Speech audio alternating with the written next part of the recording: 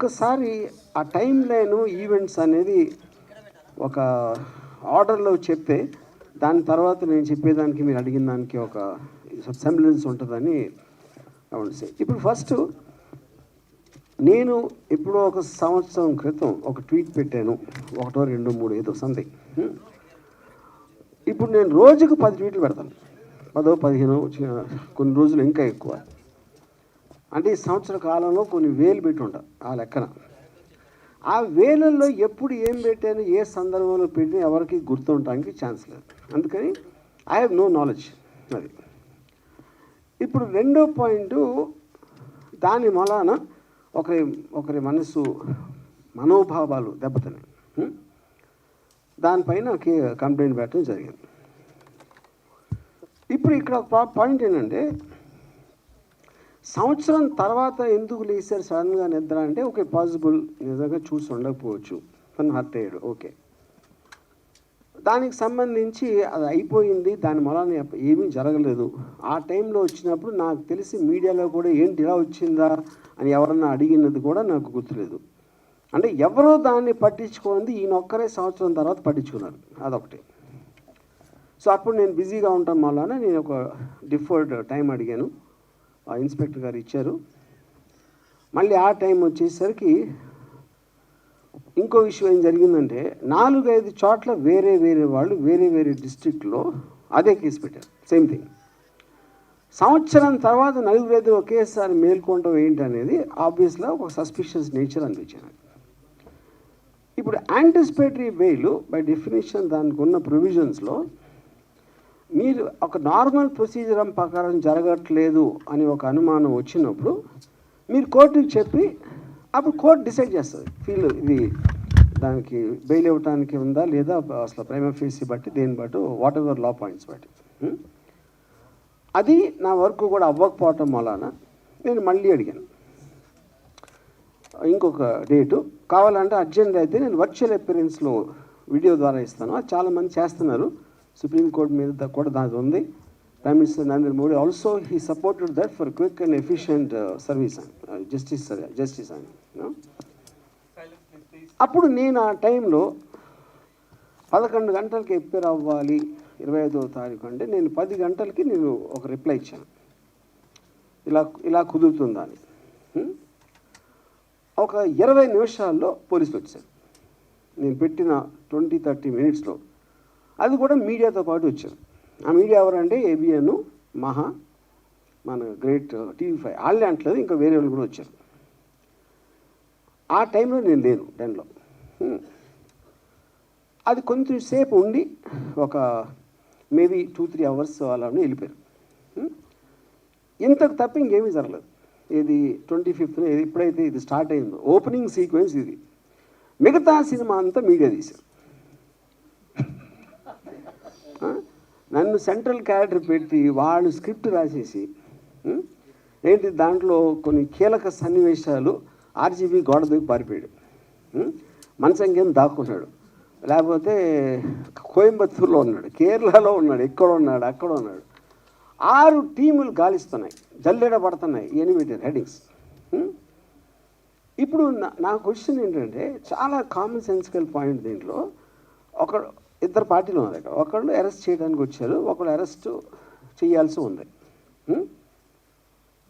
ఇప్పుడు దీంట్లో first arrest చేయడానికి వస్తే ఎవరైనా ఏం చేస్తారు, డెన్లోకి వస్తారు, అది నా ప్లేస్ కాబట్టి. పోలీసులు వచ్చారా, రాలేదు, అది ఓకే, వాళ్ళ కారణాలు వాళ్ళకు ఉండొచ్చు.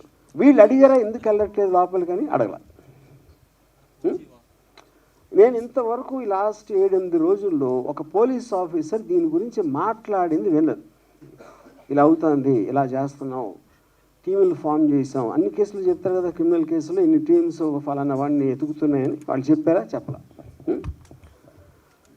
నార్మల్ ఆస్పెక్ట్లో డెన్లోకి లేకపోతే నాకు క్లోజ్ ఫ్రెండ్స్, నా పార్ట్నరు, నా ఫ్రెండు, నా ఫ్యామిలీ, మా సిస్టరు వాళ్ళ దగ్గరికి వెళ్ళాలి. అక్కడ దొరకపోతేనే నెక్స్ట్ వైడింగ్ చేస్తారు. ఇవన్నీ వదిలేసి వైడింగ్ చేయడం అంటే అసలు ఏమన్నా అర్థం ఉందా? అది ఎవరు అర్థం? పోలీసులు కంప్లీట్ వాళ్ళు చెప్పలేదు మేము చేస్తున్నాం అని. స్క్రీన్ ప్లే మొత్తం, స్క్రీన్ ప్లే, దర్శకత్వం, పాటలు, మాటలు, బ్యాక్గ్రౌండ్ మ్యూజిక్ అంతా చేసింది మీడియా. అప్పుడు దీంట్లో లార్జర్ పాయింట్ ఏంటంటే నా కేసు ఒకసారి పక్కన పెడితే నేను ఒక చిన్న ఎగ్జాంపుల్ ఇస్తాను. అర్వింగ్ వాలెస్ అని ఒక చాలా ఫేమస్ రైటరు ఆల్ మైటీ అని ఒక బుక్ రాశారు 70s, 1975 ఇప్పుడు. అదేంటంటే న్యూస్ పేపర్ ఇండస్ట్రీలో పర్టికులర్ న్యూస్ పేపర్ ఓనర్ తను అన్ని పేపర్లకు ఒకే న్యూస్ వస్తాయి కదా, మన న్యూస్లో స్పెషాలిటీ ఉంటుంది, మన పేపర్లో ఒక యూనిక్నెస్ అనేది లేకపోతే మనది ఎందుకు ఎక్కువ కొంటారు అని ఒక ఆలోచనతో మన దగ్గరే ఉండాలి ఆ న్యూస్. అప్పుడు ఎలా అవుతాయి, మన దగ్గరే మనమే సృష్టించాలి అని ఇన్సిడెంట్లు క్రియేట్ చేసి ఆ ఒక్క పేపర్లోనే ఇన్సిడెంట్లు వచ్చాయి. ఇన్సిడెంట్ క్రియేట్ చేసింది కూడా ఇతనే. అది దీన్ని బేస్ చేసి అంతిమ తీర్పు అలాంటి కొన్ని సినిమాలు కూడా వచ్చినాయి ఆ టైంలో, ఆల్ మైటీ బుక్ బేస్ చేసి. కానీ ఇప్పుడు ఒక ఎక్స్ట్రాడినరీ అడ్వాన్స్మెంట్ ఏమైపోయిందంటే న్యూస్ సృష్టించగల ఉన్న న్యూస్ని మీరు వేరేగా చూపించాలి. అది మనం ఇప్పుడు డెవలప్మెంట్ అయ్యింది అది. సో దానికి ఎగ్జాంపుల్ ఇందాక ఇచ్చాను అది. ఇప్పుడు కమింగ్ టు ద కేస్, ఇప్పుడు ఇది నా ఒక్కడిదే కాకుండా ఐ ఫీల్ ఇప్పుడు లా అనేది ఎప్పుడో సంవత్సరాల క్రితం ఎప్పుడు చేస్తారు. లాకి టెక్నాలజికల్ అడ్వాన్స్మెంట్కి సోషల్ అడ్వాన్స్మెంట్కి ఆల్వేస్ ఒక చిన్న గ్యాప్ ఉంటుంది. ఆ గ్యాప్ ఎందుకు ఉంటుందంటే మీరు సృష్టించినప్పుడు ఉన్న కండిషన్స్ టెక్నాలజీ వేరవ్వచ్చు. ఇప్పుడు అది మారిపోయింది కాబట్టి దాన్ని ఎలా కవర్ చేస్తుందని ఒక వేగ్నెస్ వచ్చేస్తుంది లాలో.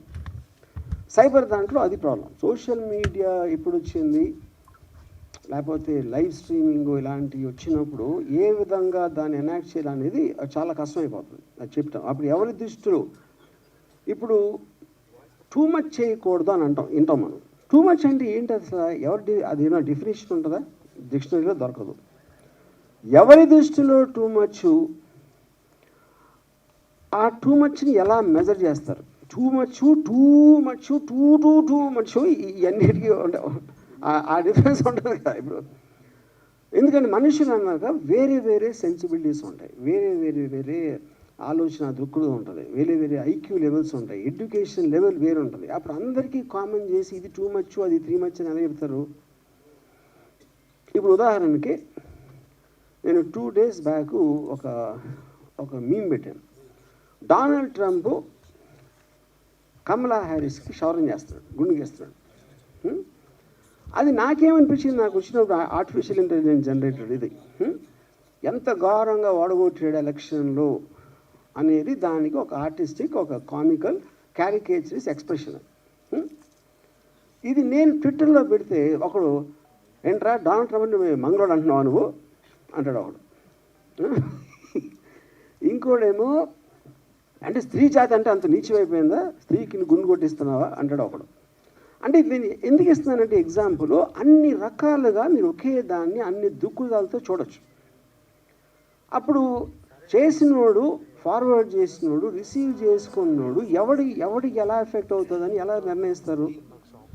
అప్పుడేంటి కార్టూన్ మీరు నవ్వించడానికి పెట్టారా ఏదో? అంటే ఇప్పుడు సోషల్ మీడియాకి మెయిన్ స్ట్రీమ్ మీడియాకి కొన్ని డిఫరెన్స్ ఏంటి? సోషల్ మీడియాలో ఎవడెవడో చేస్తూ ఉంటారు, అప్పుడప్పుడు మూడు వచ్చింది, ఆడు తాగేసి ఉండొచ్చు, లేకపోతే ఆడు ఆ టైంలో ఆడికి అర్థం అవ్వకుండా అవ్వచ్చు, ఇంకేం పని లేదు కాబట్టి ఏదో చేయటానికి పెట్టాడు. ఇలాంటి రకరకాలు ఉంటాయి. It is not possible to దాన్ని రెగ్యులేట్ చేయటం అనేది ఎందుకు పాసిబుల్ కాదంటే వేలల్లో ఉంటాయి.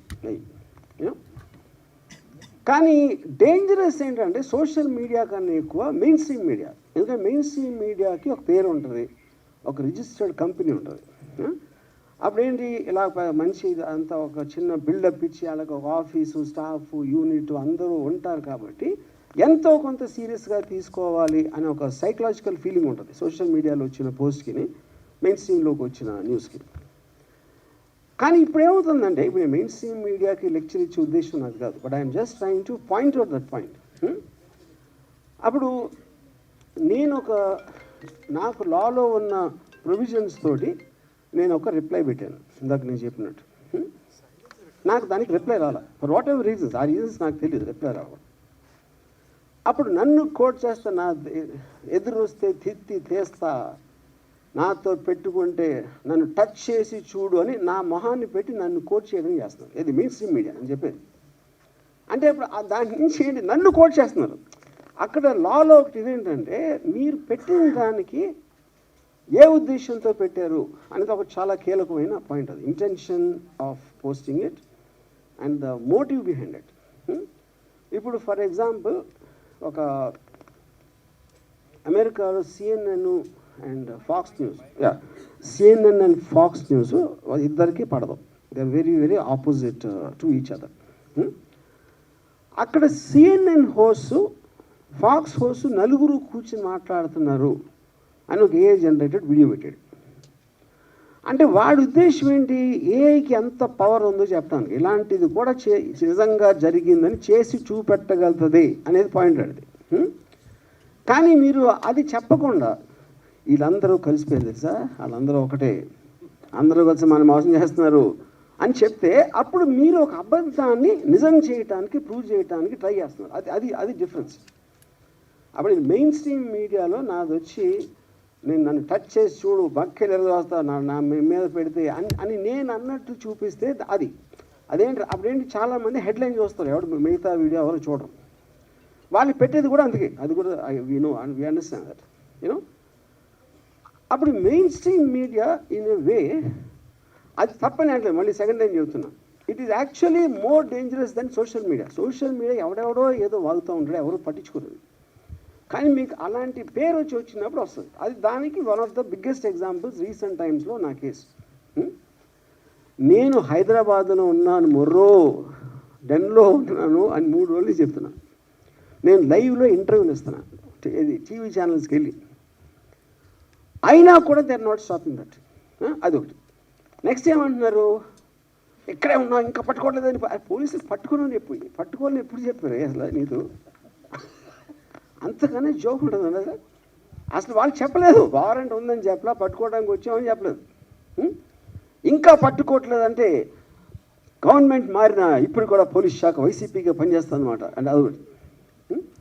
లేకపోతే నా ఫ్రెండ్స్ ఎవరో ప్రకాష్ రాజు లేకపోతే నాగార్జున వీళ్ళు నన్ను దాచేశారు.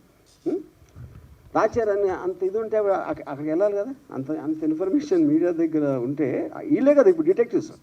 పోలీస్ శాఖ డిటెక్టివ్స్ అనేది మీనింగ్లెస్ ఇవాళ రోజుల్లో. You know media is the detective. Media detection ఎక్కడ చేస్తుంది, వాళ్ళ మైండ్లో చేస్తుంది. దానికి ఎవిడెన్స్ కానీ దానికి ఒక సపోర్ట్ బేసిస్ అనేది ఉండదు. కానీ నా ఫీలింగ్ ఏంటంటే ఇంత చేసినా ఇప్పుడు సోషల్ మీడియాలో ఇప్పుడు ఒక లాలో ఒక ఆస్పెక్ట్ ఉంది. 4 E's అంటారు దాన్ని. ఇంజనీర్ ఒక ప్రాబ్లమ్ని ఇంజనీర్ చేసి ఎలా దీన్ని ఆపాలి లేకపోతే కంట్రోల్ చేయాలి, లిమిటేషన్ పెట్టాలి అంటే ఇంజనీర్ చేయాలి.